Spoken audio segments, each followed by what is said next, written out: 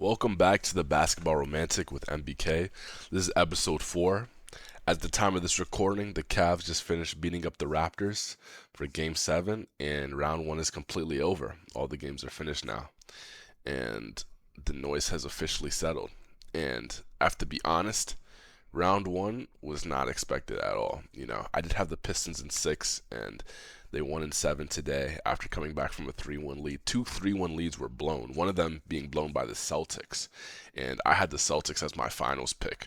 So there goes my bracket. But, everyone's bracket is essentially shattered and starts to move differently. And we all have to move forward going into round 2, round 3, round 4 with, with our new perception of how the playoffs are taking shape.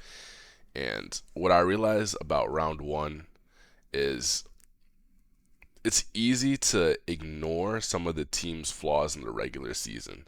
For example, the Celtics, they live by the 3, they die by the 3. But they were living a lot. But in a condensed 7-game series, when you're unwilling to adjust, and I called them, when I made my last podcast episode, it was 3-1. They were up 3-1. I said it's going to be a gentleman's sweep. I had my suit on and everything.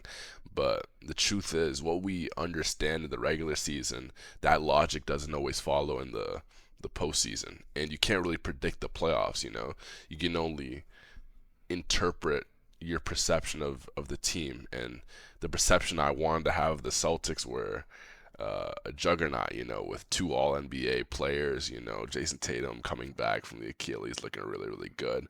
And it doesn't matter that he didn't play. In my opinion, it doesn't matter that he didn't play. Game is game, There's so many people stepped up, The Celtics were trying to have people step up. Ron Harper played. He started 4 minutes. Baylor Shireman started 4 minutes. It just didn't work for the Celtics. Meanwhile, their teams like the Wolves, they had Ayo Dosunmu, who was moving like Aaron Wiggins, saving basketball, kept the Wolves, got them up to a 3-1 lead. And then the Wolves finished the series without him, They didn't have their starting backcourt or the backup backcourt, and they still got it done. So it was really next man up. So I don't think the Celtics really have an excuse.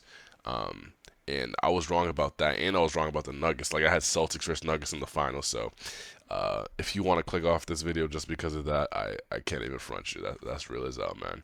But we're here now, right? It's round 2. We got Cavs, Pistons, Knicks, Sixers. We have Thunder, Wolves in the West. We have Thunder, Lakers in the West, and then we have Wolves, Spurs in the West. And I really want a chance to redo my bracket, honestly, because my finals picks are out, But I think we're going to have some really, really good basketball. Knicks, Sixers, Sixers finally get over the hump of the Celtics, Because I remember in 2020 when the Sixers got swept in the bubble without Ben Simmons, and Joel Embiid was like, it's not a rivalry, they always kick our ass. And for the first time in 43 years, I think it's 43 years, the 76ers beat the Celtics in a playoff round, which is just insane to me. But we're going to get some really, really good basketball. And at this point, when it comes to round 2, it's not about who plays who, because you can only beat who's in front of you. Like, obviously, the Wolves beat the Nuggets, right? But the Thunder beat the Suns, and the Spurs beat the Blazers, which are perceived weaker teams. But round 2 is really where we'll get to see this separation start to show. But not in a huge way, as in like a 1-8 disparity.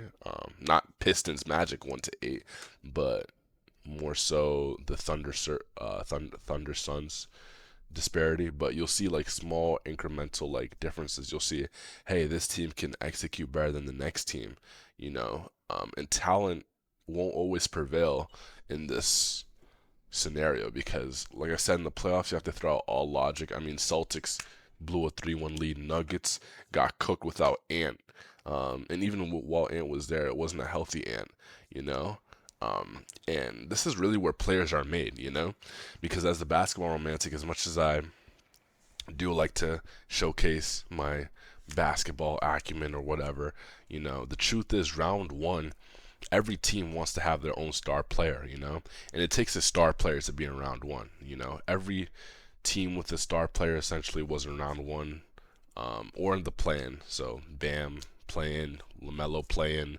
Kawhi playing, and Steph playing, But round one, every team has a star. You're known for what you do. Your role is out there for everybody to see. You're the first name on the scouting report. Your identity is already cemented. But round two, you have a chance to transcend that. To go from a star to a superstar to a symbol, essentially. And your play in that round, specifically round two, that's really how people start to define how you are. Because if you're a great player, you're gonna make it out of round one eventually. Because your team should be great or you should be great. But in round two, people start to define you by your play, and you stop being a star, and maybe people will start calling you a superstar, or you become a symbol of something, whether that's a play style, playing hard, or just your city. In that series, you'll have a moment or a specific performance that will always represent you. When we think about Donovan Mitchell, even though Donovan Mitchell, if you look at his playoff stats, this playoffs and the last playoffs, he hasn't really shot well, but we always think about that round one matchup against um, why am I? We think about a lot of round one matchups against OKC and the bubble matchup against the Nuggets, and his play was so deserving. He deserved to get to round two. Obviously, didn't the Jazz didn't make it, but that kind of made him like a symbol essentially. We started thinking of playoff Donovan, because of that round, that OKC round when he was a rookie, or um, the bubble against the Nuggets. We started thinking, hey, this guy, like, he's known for performing in the playoffs. Even though you may look at his stats as of recent playoff runs, you'll be like, hey, well, he deserves to lose this title or whatever. But because of that one moment, that really cemented him, and he's no longer a star. But when he enters the playoffs, he's a symbol of like playoff basketball. Like when you see the ads, you're gonna see Donovan Mitchell, because he has that moment, he has that series. Even though he didn't win that series, he has that series and that performance that starts to represent him and what he does, where we can say, oh, he's in the slump for the regular season, that's fine. He's going to show up in the playoffs, And then for round three, you have a chance to transcend that status of just being a symbol, right? So obviously, let's say playoff Donovan is a thing, or playoff playoff Pete, right? Paul George, whatever. He's a thing, right? And then when you get to the conference finals, when you get to round three, that's when you really like you transcend being a symbol into being iconic. When we think about iconic playoff runs as of recent, we say the 2025 Pacers are an iconic team, right? Halliburton is an iconic player because not only did he have a performance in round one against the Bucks, but in round two he was cooking against the was round no conference finals with the Knicks, I think. I don't remember who they played in round two, but he just kept on winning game winner after game winner after game winner, and his performances, because it was a string of consecutive performances, his play became iconic, So not only will we, when he comes back from his Achilles, and hopefully he returns the same, not only will we say playoff Halliburton, but you know, he's an icon of the playoffs. Like whenever he plays in the playoffs, we're gonna be thinking, oh, Halliburton, he's capable of this. He's gonna do this. Like we're counting on him. And that's when your name starts to carry meaning beyond the series itself. Like when Halliburton, let's say the Pacers make it back to the conference finals, but they're down 3-0. But because they have Halliburton and we know about his iconic shots and moments and performances, his name alone is going to like strike belief into not only fans of his team, but opposing fans that like they still have a lot of work to do to close out that series, you know? And then think about how your perception in the conference finals can get essentially exponentiated in the finals, right? Because you go from an iconic status in the conference finals to even if you don't win the finals. Well, nowadays because of ring culture, you kind of do have to win the finals. But like Jerry West back in the day, he won the first ever Finals MVP. He was on the losing team, you know. But nowadays, when you win the finals, you transcend being iconic and you become legendary, And it may be a difficult conversation. Like, for example, we're having difficult conversations about Shea right now, because they look like they're on the path to going back to back and then having three consecutive number one seed finishes. And he looks like he's going back to back for MVP. And if they win the finals, he'll go back to back for finals MVP. But in your finals performances, that's where everything gets locked in. In game seven of the finals last year, Shea had 32 points, but he was like if I remember correctly, he was like 12 for 29, you know? But everybody just remembers the 32. Nobody remembers how poorly he shot, you know? But at the end of the day, like you become legendary when you win the finals. And part of that is because of ring culture. Personally, I hate ring culture, you know. A lot of my favorite players um have been done a disservice due to ring culture, especially like the GOAT LeBron has been done a disservice due to ring culture. Um but, you know, the finals is where your legacy really you know, is cemented and like the foundation of it is already being written permanently. Like Shea's, if Shea retired right now, his legacy is written permanently, and he's a top 30 player of all time already, you know. And that's just like the structure of how it goes. That's just like the hierarchy of where it goes. To round one, like you're a star. You know, maybe even if you play great, you're a superstar. Like Donovan Mitchell, after that bubble run, even though they did give up a 3-1 lead, it wasn't because of him. He had 50 twice, you know?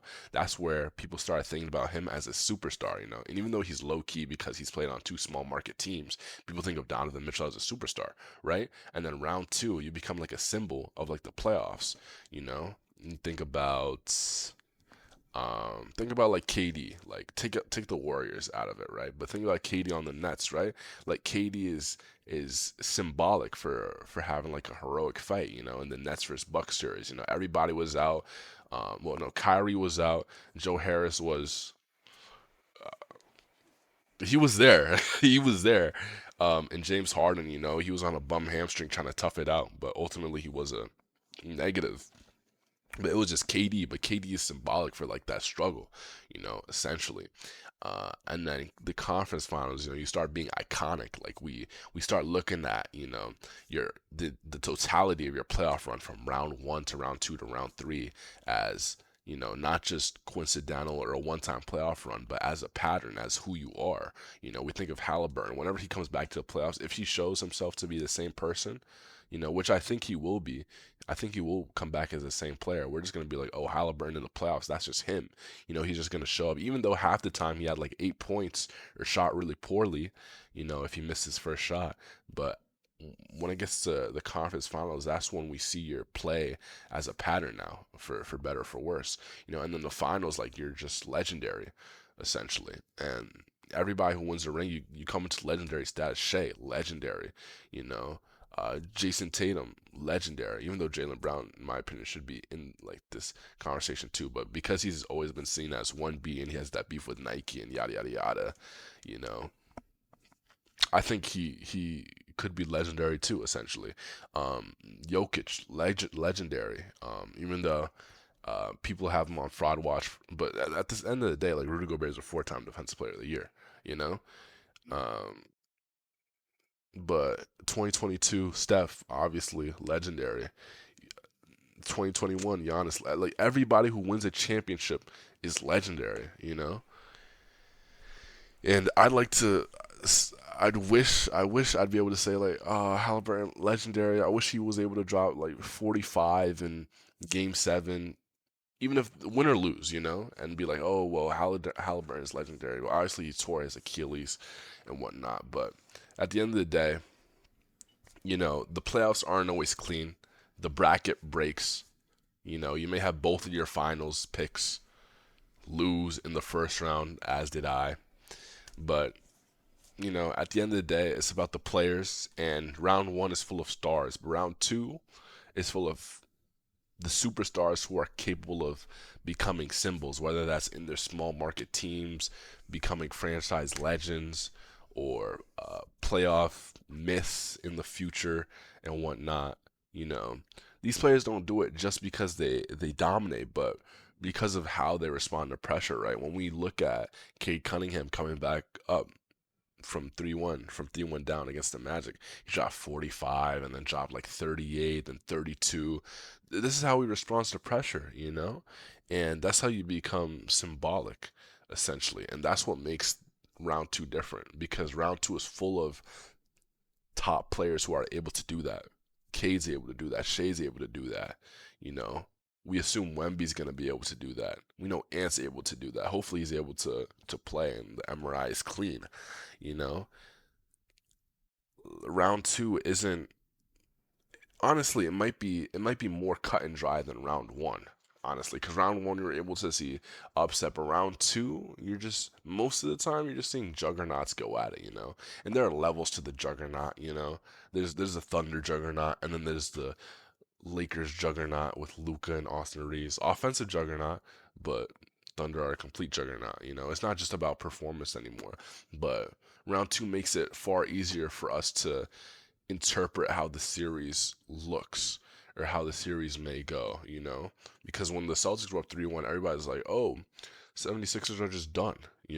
But nobody was looking at the facts that Joel Embiid came back, and Joel Embiid was seemingly healthy. So round two officially starts now. The game sevens were really, really good. Um,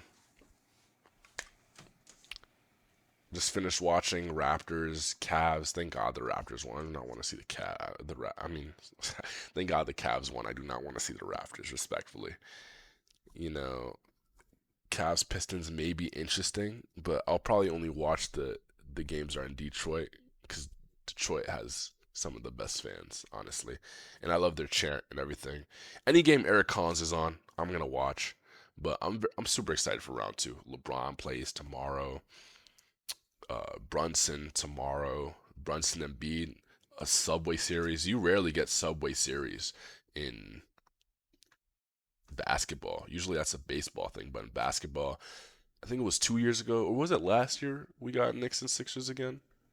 I don't remember, but it's rare to get a Subway Series in basketball. But I love that we have a Subway Series, and I won't be attending the game, unfortunately, even though I am a New Yorker. I've been priced out of the games. I was priced out of the games for a while. I'm just a broke college kid. But everything from here gets heavier. It weighs heavier. The bracket will keep on breaking, but that's the best thing about basketball. It's May. It's May. Basketball peaks in May and June. So super excited for that.